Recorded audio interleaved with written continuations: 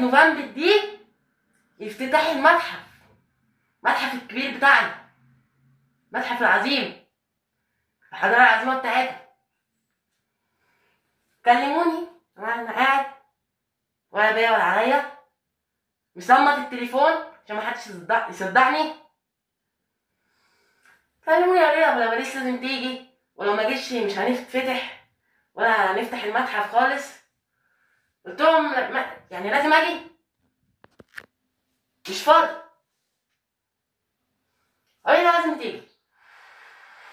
فقلت لهم لا، هو شرط واحد، عايزين تجيبوني ابعتولي اللبس الفرعوني بتاعي.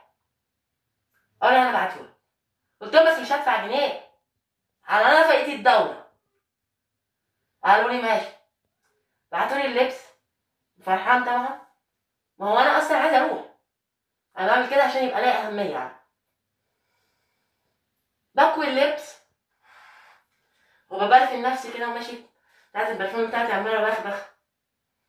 الاقي مره واحده حد راح قفشني كده. قلت القفشه دي مش غريبه عليا، لقيته مع بوليس قفشه. قلت له انت رايح فين؟ قلت له رايح المتحف.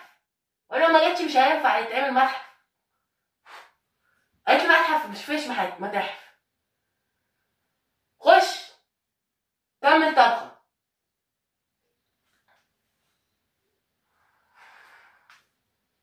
اعمل ايه؟ اعمل ايه؟ قلت لها لازم اروح، لو ما رحتش هيلغوا الافتتاح. قالت لي ماليش دعوه يلغوه. قلت لها انا لسه بكوي على الطعم جايبينها على نفقة الدوله، هيحبسوني ويحبسوك. قالت لي ماليش دعوه، اتحبس ولا اقول في 60 داهيه. قلت لها انا بطبخلك، خليني اروح عشان انا بطبخلك، لو حبسوني هطبخلك.